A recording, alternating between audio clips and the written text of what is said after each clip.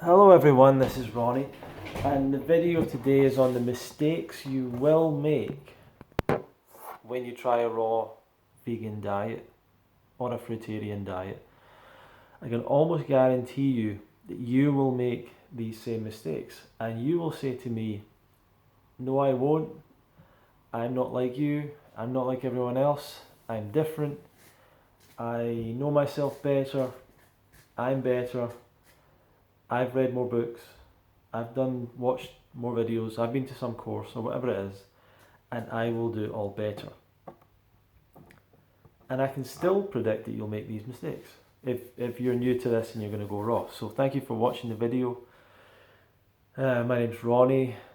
I've been doing these YouTube videos for, I don't know, 6 or 7 years. Got like 700 videos. If you want to watch them, if you've got time, you probably don't.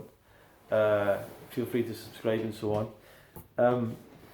The biggest mistake that people make when they try and go raw is usually the type of food that they try and base their diet on.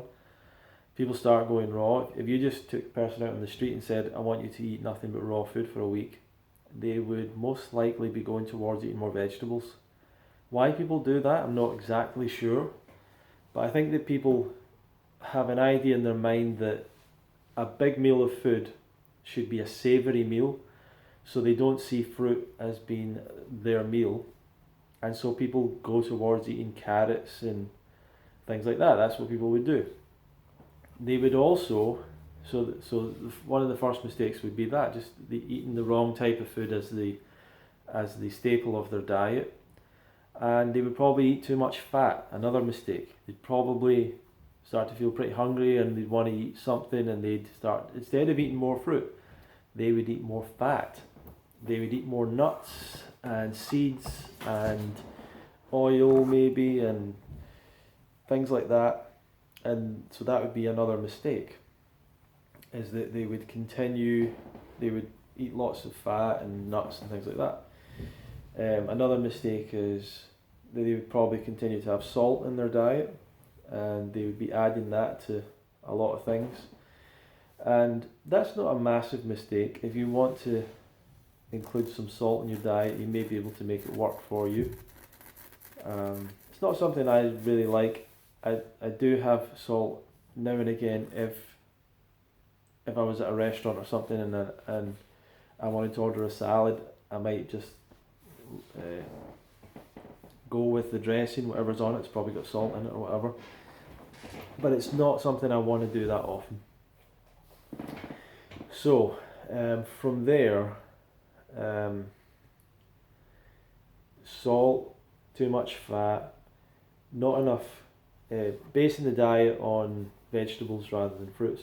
Not eating enough fruit and therefore not eating enough calories, not eating enough carbohydrates is the number one mistake everyone makes, every single person makes, and even a lot of people that are raw long term are still making that mistake. They're still not eating enough fruit. You have a carbohydrate need in order to function optimally. And a lot of people that do a raw diet and maybe don't do a lot of exercise, aren't very energetic, don't feel like ever doing anything, they're not fueling that need, and it'll lead to all sorts of issues. Usually people will increase their fat intake, and the problem with that is that if you're trying to lose weight for a start, it makes it difficult to lose weight. You can gain weight if you add more fat into your diet. Adding more carbohydrates into your diet isn't going to really affect your weight gain. Not going to gain weight a lot with carbohydrates, but having too much fat will. But most people undereat on fruit. It's a mistake that everyone makes. It's an easy mistake to make, and I'm not sure why. I don't know if it's fruit quality. I don't know if it's access to fruit, this cost of fruit, or whatever it is. But a lot of it is the fact that it's so satiating to eat fruit. Like, most people eat one piece of fruit and they feel like they've eaten enough, you know. Sugar triggers one of the main satiation factors of the body, which is it raises blood sugar. Now, it doesn't do that at a pace that is unmanageably quick because it's in the form of fruit. So it comes into your body with fibre, which helps to regulate how fast the sugar goes into the bloodstream. But your blood sugar rising is something that's meant to happen after you eat. That's just always meant to be the case. So when you eat fruit, your blood sugar will rise, and that's fine. But even the taste of sweetness, it makes people feel full. You know, it makes it makes people feel like that's kind of trained themselves that they eat fruit or sweet food at the end of the meal, and that's them sort of finished. You know. So there's that as well. But that's the main big mistake. Now within that mistake, the other mistake is the under-eating binge purge cycle. A classic cycle where people don't eat enough and either fall off the diet or binge on maybe high fat or something, but high fat kind of foods. But it's quite common where people don't eat enough in terms of fruit don't eat enough in terms of calories of fruit. They don't eat enough, so they go back to eating maybe cooked food or something, or go back to eating fat or whatever. And what I would say is if you're not eating enough fruit, you might not feel hungry, but you should notice the other signs of hunger, which is total demotivation. That's a big sign of not eating enough. If you're just like sitting like, I don't want to go out today, I don't want to do anything, I don't want to go there, I don't want to be around people, it's not a good sign. If you're like that all the time, maybe that's just your character, but if you're like that right now and you've been doing raw for a couple of days, you maybe need to consider eating more. And if all those feelings go away if you have a banana smoothie, then it was just that you weren't eating enough. Now,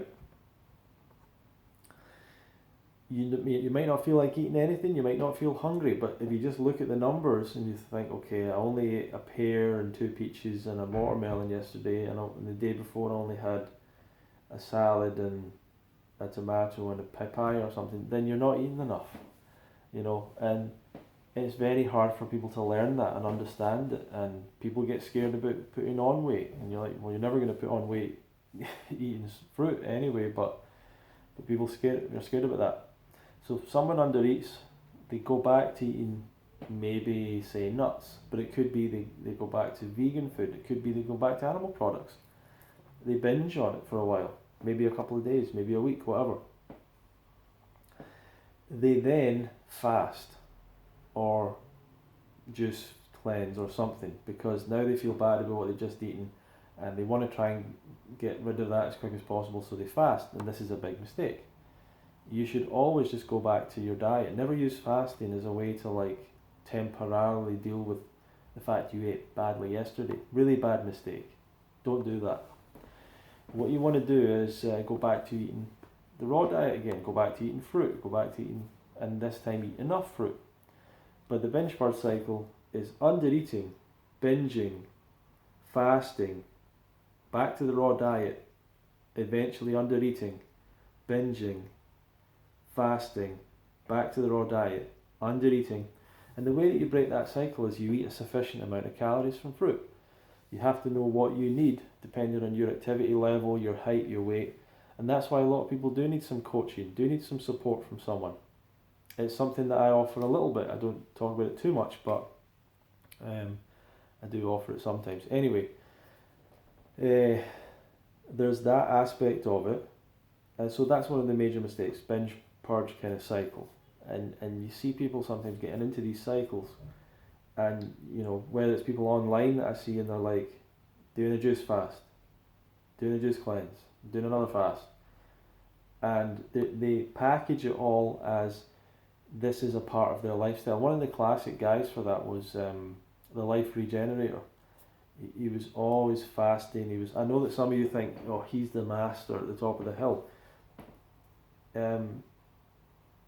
He was a classic case of someone who was undereating when he went raw. Then he was binging, maybe go raw gourmet or whatever, or some cooked food. Then he was going back to raw for a while, then undereating, binging, back to fasting. And he still does that to some extent today. Like you see him do fasts, you see him do juice cleanses, you still see him do that. And everyone buys into that as if it's a really cool lifestyle or something, but it's not. Like, no one likes, for some reason, the 80-10-10 diet isn't really sexy. Like, have 15 bananas and then like 8 mangoes and then a big salad, and do that every day, and you're good to go. That's not like sexy enough for people. What they want is, hey, I did this amazing juice fast, and then I did a coconut water cleanse, and then I did another fast, and then did a dry fast, and then I did another thing, and urine drinking, and then I did, and everyone's like, wow, that's totally awesome. Then I had some herbs, and then I got these other herbs, and then I got these glandulars and whatever.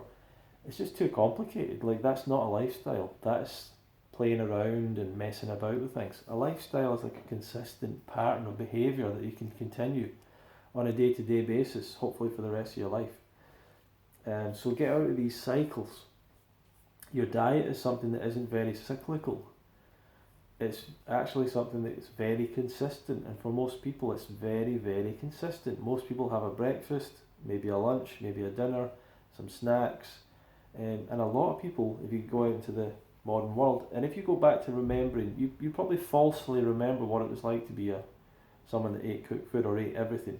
You probably think you had all this choice and it was so amazing, you ate all this stuff. No, you didn't.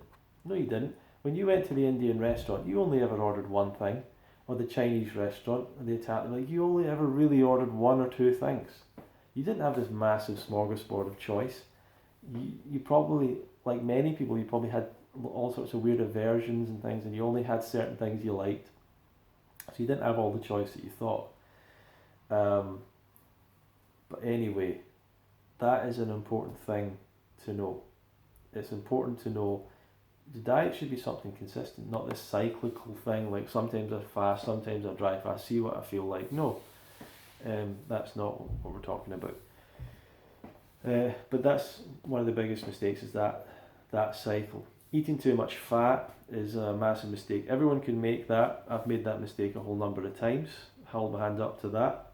It doesn't work. It doesn't feel good over a long term. When people say I like to have more fat in my diet, no you don't. No you don't, no you don't, no you don't, no you don't, no you don't. Everyone that says that to me falls off raw, goes back to cooked food, goes back to eating animal product. All the people that have said that, well, maybe not everyone, but a lot of the people that have said, I enjoy more fat in my diet, I need more fat in my diet. No you don't. No you do not. What you need is more carbohydrates in your diet. And a lot of vegans get scared about DHA, all these fat, like these are all things that your body makes anyway. And people worried about the DHA levels and EPA and the blah blah blah. It's like, worry about getting enough calories from fruit, from whole fruits, sweet fruits.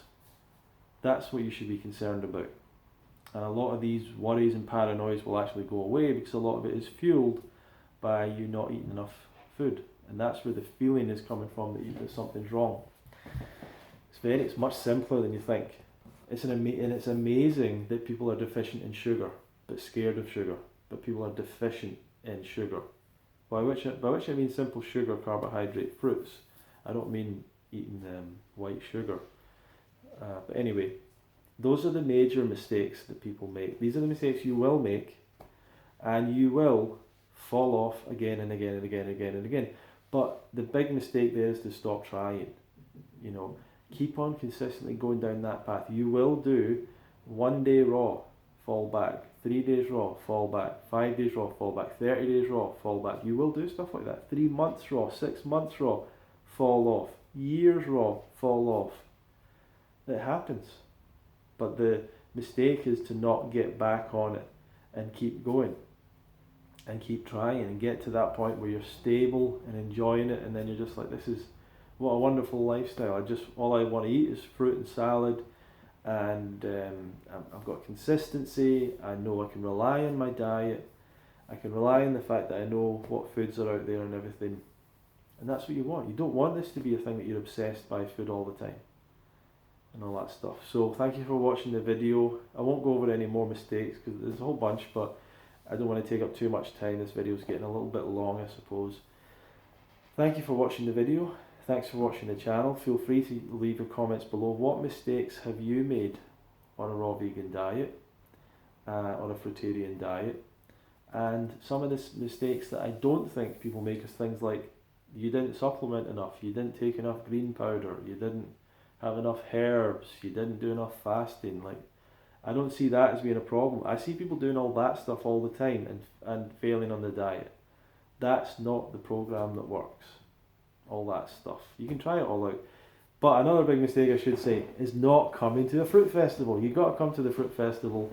So go to fruitfest.co.uk/registration to join our registration announcement. We've only got 1 month left really before we fully launch the festival, and we've got over, I'm trying to work out how many people, it might be 90 people signed up already for UK Fruitfest 2020. That's a lot of people already signed up. That's a lot. We are already far surpassing everything we did for last year in terms of the number of people, in terms of the number of people that are going to come for the whole time, in terms of the private rooms are already full. You'd have to pay, we'd have to put you in a 4-bedroom if you want a private room now, because the private rooms are taken. Some of the other accommodations are taken, so it's going to be totally packed. And that's before we've even announced speakers and guests and the schedule. People are flocking to this festival because they now know this is the #1 place to come to learn about the raw vegan lifestyle.